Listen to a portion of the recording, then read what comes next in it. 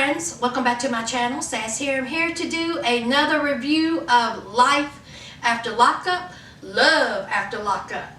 Now see, I know I told you all that I would put it up tomorrow, but you know, my nieces, they are back with their, families. We had our cookout and I actually made it home in plenty of time to film this video. So it'll be out a little bit later, but it'll be up tonight. So anyway, let's get into it.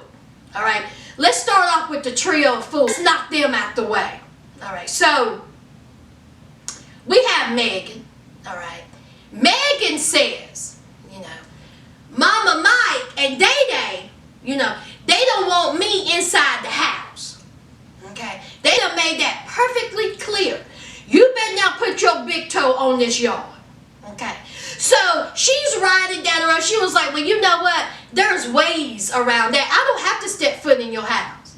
Okay? He's on the ankle bracelet. He can go a little bit further, like inside my vehicle.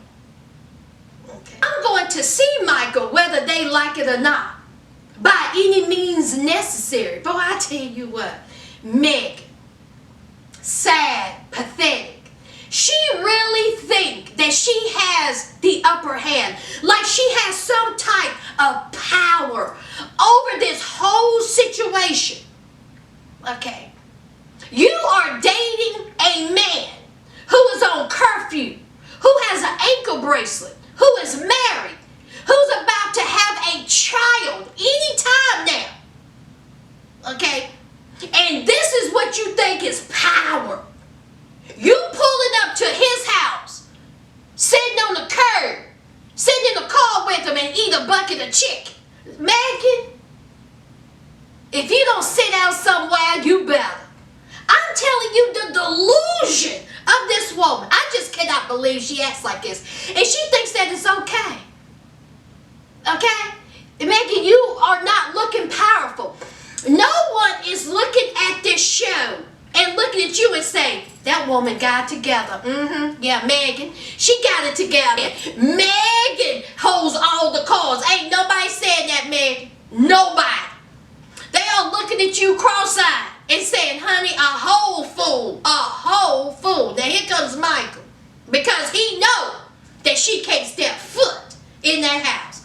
So they're in the back of the car. I guess she had got that bucket of chicken. And you know this big secret that she's been dragging on since they started this show? What was it? We in what? Week 4? Whatever. This huge secret where she tells Michael what the secret is. Apparently, while he was locked up, she was corresponding with his homeboy. What was his name, y'all? Rock? Yeah, that's the secret. When I heard that, I said, what? That was it. So what? Who cares? Okay, so Michael, of course, he got offended. How dare you? How dare she talk to my homeboy while I'm locked up? He says that she was foul. That was some foul stuff. That's what he said. Okay? Did he call her a slut move or a hoe move or some foul? Some foolish. Okay, so he's upset. So here comes Megan. It starts snowing, y'all, the dramatics. He's standing out in the yard because he better not go but so far with that ankle bracelet. So him and Megan go back and forth. And Megan was like, you got some nerve, okay? You have a whole family, all right? You was living foul. You lied to me. For 2 years I've been there with you while you was in jail, okay? I was with you. Okay, so I corresponded, I kissed, your homeboy, you blow this all out of proportion. And so Mike said, oh, wait a minute now. Kissed? See, you didn't tell me that you had kissed him. You see the look on Megan's face. Megan was like, I didn't tell you that. I thought I told you. So he was like, oh, see, that's real foul. She was like, excuse me, let me remind you again. You had a whole family. He was like, listen, don't try to tell me what I already know. Don't try to preach to me about how I should be living when you out here trying to get with my homeboy. You kissing my homeboy. You didn't know Sarah. Okay, you didn't even know this woman.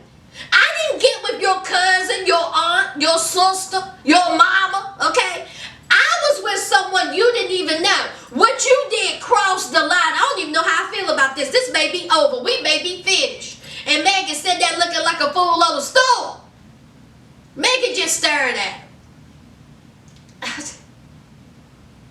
Look at y'all see Day Day peeking in the screen door. Honey, Day Day was like this. Now what's going on here now? What's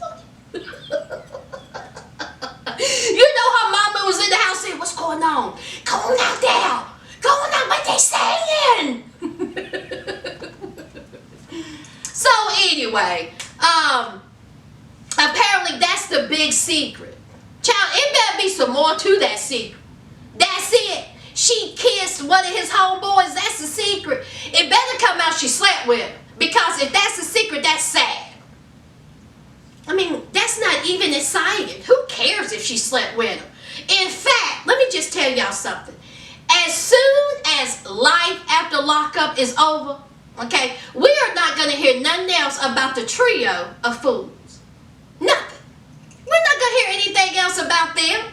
I mean, it's a wrap. It's over. Okay? So they might as well just suck this up now, milk it for all it's worth, because, honey, I won't care as soon as life after lockup is over. Because come August, we got a new batch of felons, low self-esteem, temper tantrum, and tears. Okay? So y'all, tick, tick, tick. Stretch this out, y'all, because it's a wrap after that. Man, that's Michael and man, that's a trio of fools. All right, let's talk about Latino Heat and Brittany. Now, Brittany, she goes to meet up with Sasha, and Sasha, you know, is just telling her how worried she is because, as y'all know, her sentencing is coming up, and honey, she did all kinds of foul shit. Okay, murder is the case that they gave me. Honey, this is murder. So, she's looking at 10 to 30 years, but I've already talked about that. She's already been sentenced, and honey, Sasha's doing some time. So, Brittany is upset because she really do feel like Sasha is her best friend. And she's losing her best friend. She was like, you know, this may be the last time I may see Sasha for a long time. So, you know, she's upset by that. She's having a couple of drinks. So, instead of her driving home, she gets an Uber. So, of course, she gets home. Latino Heat was like, what? Hey? You know, she was like, oh, hey, you know, how you doing? So then they started conversation. And so he was like, you know, where the car at? So, of course, you know, she said, well, you know, I've been drinking. You know, I had a rough night. You know, I met up with Sasha.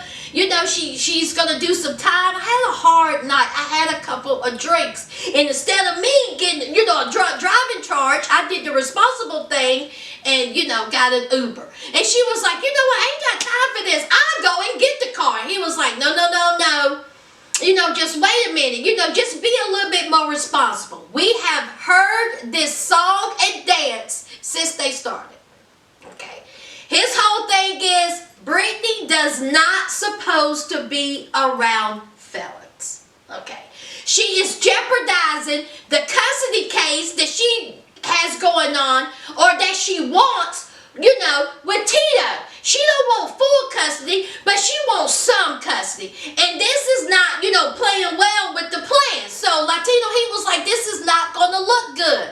You know, you still talking to, you know, felons. You're coming home, you know, with an Uber because you couldn't drive home because you have been drinking. You know, you don't need to be doing none of this stuff. And here's Brittany. I do not want to hear it. Okay? We have talked about this, friends, every single week. I told y'all this is what is going to be their storyline. This is it. And then the whole court case with Tito. This is it. This is all they're going to offer Latino Heat and Brittany. They had no business coming back. None. But I guess they needed, you know, the money. So, it ends up that Latino Heat said that he was going to, you know, get the car, and Brittany was calling him all kinds of curse words, and, you know, she walks off. Latino Heat saying he's just trying to, you know, make sure that she stays on a straight and narrow. Child. Honey, I'm going to get real sick and tired of Brittany and Latino Heat if this is all they got to offer. When Tito coming in? That's what I want to see. Bring in Tito. Alright, let's talk about Lizzie and Scott. Short and sweet. Lizzie, you know, she lied to her daughter, said that she's not going to have no type of contact with Scott. So what that meant to her was she's going to jump on the plane, get to California, and see if some of these old feelings that she's been, you know, having are real. She may have rushed to judgment, you know. She wants to see if there's a future with Scott. So she rolls up. Somebody answers the door and she says, Jasmine? Like a question ball. Girl, you got your nerve. But it wasn't Jasmine. It is Scott's, you know, his best friend. What's her name, y'all? Sharonda. What's her name? Anyway, it's her. Honey, did y'all see how she looked at Lizzie? Honey, she was like, yeah.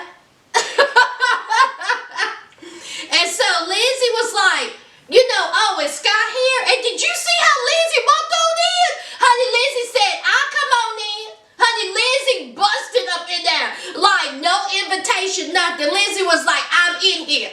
I done flew out here. I had to get a voucher. And I done lied to my daughter. You ain't gonna stop me, Sharonda. So, of course, she goes and she was like, Scott, there's someone here to see you. And right there is Lizzie. Scott, honey, when he seen Lizzie, he was so happy. Y'all, Scott loved Lizzie. He truly did. And I think deep,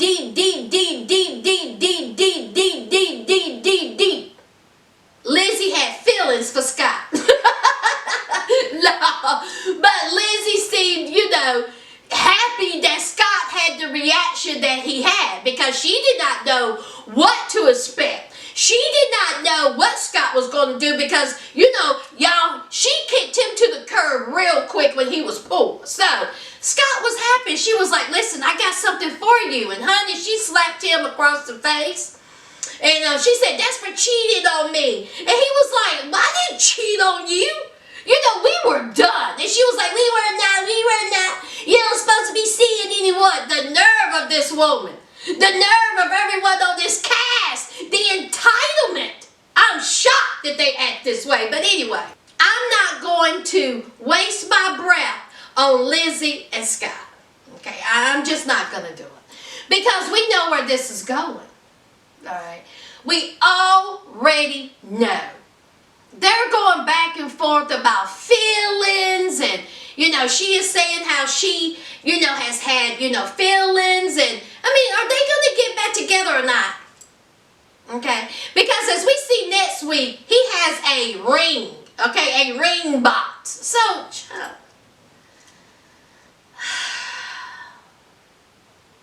I'm not going to spend too much time with Lizzie and Scott. Y'all discuss it down below if you want to. I'm done. Okay? I don't want to hear nothing but neither one of them have to say. Nothing! I mean, what was the point of her coming out there? But anyway, let's move on. Alright, let's talk about Clint and Tracy. Now, as you know, Mama Clint gave her approval of the meetup with Tracy. Alright, so Tracy, she done took out her pink hair, blue hair, purple hair, whatever color hair that was. I can't even remember. Was it pink? Okay, she took it out because she wanted to be more presentable. Alright, she's off papers, so they gonna go to Vegas to celebrate. Because that's where you take a crackhead. To Vegas. But, you know, I digress. That's what Clint wants to do. So she wants to be presentable, you know, for Mama Clint. Now, time ticks on. Alright, they taking their time. It's been over an hour. So they get there an hour and a half late. Did y'all see Mama Clint? Mama Clint didn't say, hey, kiss my tail, what you doing, what you wearing. Nothing. Mama Clint was on a roll the minute she seen him. She said, you're late. And she was like, I know you did not come up in here empty-handed.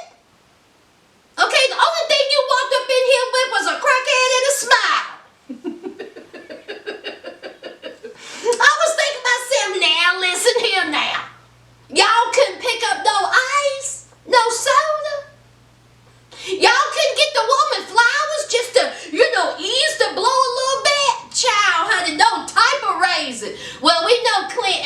Right. And we know Tracy, well, she's been in the penitentiary, so she don't know no better. So I guess I wouldn't expect too much. So Mama Clint was like, listen, I've had everything ready. You're hours so late. Okay, your dad, he had to leave. He had to go back to work. You know, the food's been here. You couldn't let nobody know. It's rude. So she was like, sit down. She was like, sit down. So, Clint was like, yeah, I'm sorry. I'm sorry. Honey, the look on Tracy's face was terror. Tracy was like, oh, dear God. So they sat down. And Mama Clint, I agree with everything she said. I agree with Mama Clint. I like Mama Clint. I like Clint's parents. Mama Clint said, listen, one thing I despise is drugs. Hardcore drugs. And I don't want to be around it. Okay? I know where you're from. I know what you did to my son, and I don't like it. You're going to have to prove to me, okay, Tracy, you're going to have to prove to me that I should accept you and everything you've done. Okay? You have some work to do. All right? Hardcore drugs don't do anything but tear up families. They hurt you. They hurt everybody. And I don't want to be around it. Here's Tracy. Look, she was about to cry. Did y'all notice she didn't eat too much, but honey, Clint was throwing down. Clint said, hand me a pastry. And of course, they was just nodding, in agreement, But, Tracy, so far, she's doing good. She did not have a drink at the bar. She is still clean and sober. Let's see how long this goes. Let's see how far this goes. I don't know, y'all. I think she's going to break, all right? I don't even think they're even still together, but anyway. So, Mama Clint, she put it down, She had enough. Let it be known to Tracy what she think of her. And from, this day forward, you better come correct. From this day forward, you better come correct, or you better not ever darken my doorway ever again. So anyway, that's Clint and Tracy got her wish. She finally got to meet Mama Clint. Okay? All right, now let's talk about Lamar and Deandra. We have Lamar and Deandra decorating the Christmas tree with the kids. And everything was fine, but you could just tell Lamar, he didn't want to be there. Okay? He even said that, he's been in the penitentiary. They don't celebrate Christmas. It ain't no big deal. Yeah. So what? You don't get a tree in prison. But instead of him thinking about the kids and his woman, he's thinking about the prison life. Well, in prison we didn't have it, so why should I think about it now? So, of course, they're decorating the tree. It's all over. And he was like, oh, yeah, that's real nice. I got to go meet up with my homeboy girls. Look, I got to go meet up with my friends. It's been nice, but tick-tock. And so Nyla, of all people, Nyla was like, are you kidding me? You cannot spend the evening with us? We're decorating the tree. I mean, you have to go now. You can't stay and spend time with your family. Now, Nyla, 14-year-old, is telling him this. All right? Miss Utah is just sitting there, mute. Helen Keller mute. I'm like, girl, if you do not open your mouth and say something. Nah, it was Nyla. Of course, more disappointment. He can't even stay a whole day, help decorate a tree without him go see his friends. All right. So he was like, it's no big deal. I want to go, I'm going to see my friends, I'll be back. And, here comes Miss Utah. She was like, I cannot believe this. We were going to spend some time together. You just got out yesterday? You just got out of prison yesterday. And now you're leaving us to go meet up with some friends that you really shouldn't be hanging around today. And she was like, listen, if you mess up, it's over. It's a wrap. I'm going back to Utah. Okay? So he was like, peace. So he shows up at the restaurant with his homeboys and girl. And y'all, when I seen them sitting there, the very first thing that came to mind was, the assortment of characters that was said. Now tell me that is not like the characters you see in every 90s hood movie. Boys in the Hood, Strap, South Central, Menace to Society. All of them look like some characters that's been in that movie. I said, well, listen here now. Honey, what's her name? What was her name, y'all? Chantal, whatever. She know things, okay? She looked like she could tell some stories, and I wish she would release it. Because can you imagine what she knows? Honey, she looked like she would bite a brick. Honey, I would hate to go toe to toe with her. She like she'll fight to the death. She do. She look like on Django. You know, when them slaves was fighting to the death. Honey, she just look like she would fight you to the death and then she'll shoot you. That was just it. Honey, she look rough. Everybody at that table look like they got stories. No sir, no ma'am. So, of course, he's telling them about, you know, how it's been since, you know, he got out. And, you know, he hadn't seen him, you know, in a while. And so the friends was like, what's up with your girl? You know, why don't she want us around? And so he was like, listen, she's a different type of a woman. You know, she ain't about this life. She's from Utah. She's Mormon. You know, she ain't about, you know, our lives. Which means she ain't hood, she ain't ghetto, she ain't about this life. She is Krispy Kreme. You hear me? Okay, so she don't want me around you guys. You know, she still wants me to stay on the straight and narrow. And, you know, she just needs to give me a little bit of space and some trust. And so, you know, he's just talking to his homeboy and girl. I was more interested in the cast of characters. I want to know their story. Okay, forget Lamar and DeAndre. I want to know the people who were sitting at that table. What's their backstory? What was one of their names? Skeet.